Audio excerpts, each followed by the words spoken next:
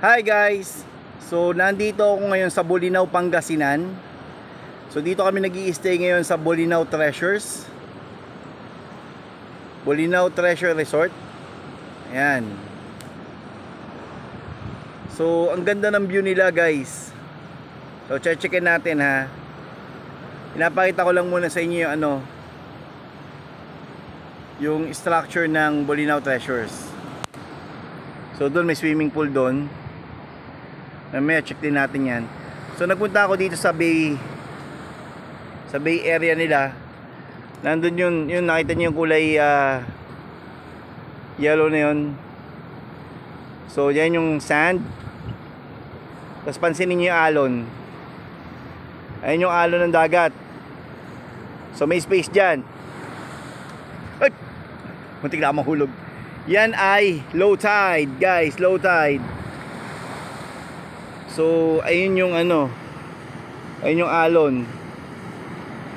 So mamaya pagka nag high tide na, you could just imagine lahat ito mapupuno na ng dagat yan. Mapupuno na ng tubig dagat yan.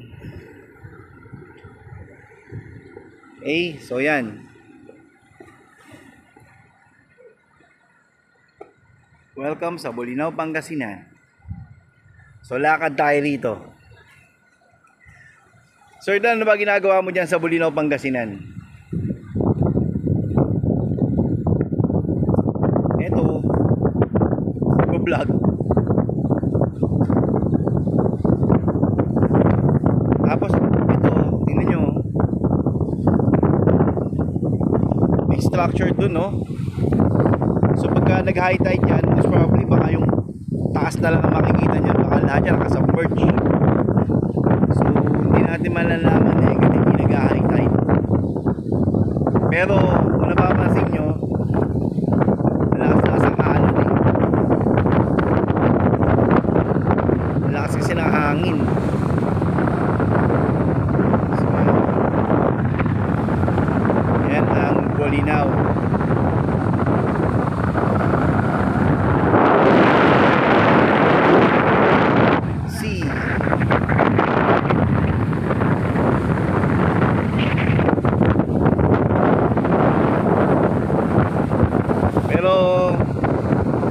Parang pa high tide na guys kasi yung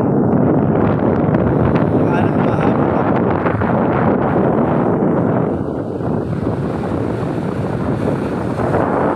Ayan,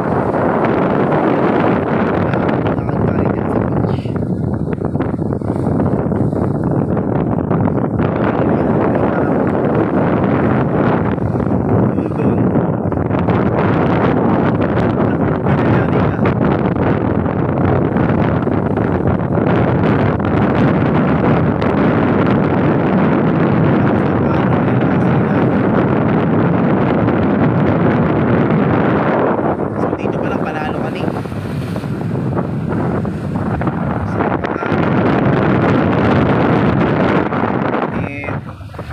The wind that is coming doon na pumapangga sa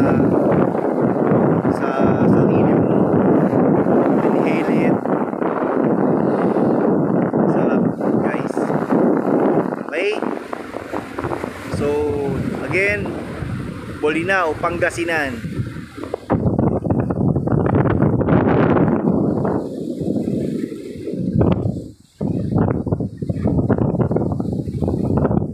Alon, galit na galit, gustong manakit.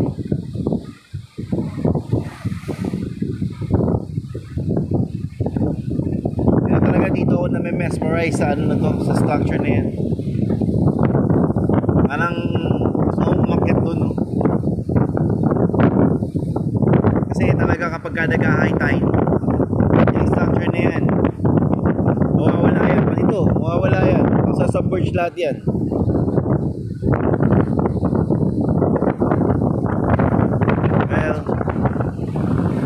Just feel the breeze of the ocean.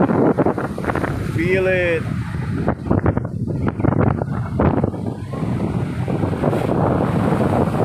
It's cool. Look at that wave. So check nyo lahat ng, ng mga vlog ko ha. Please subscribe.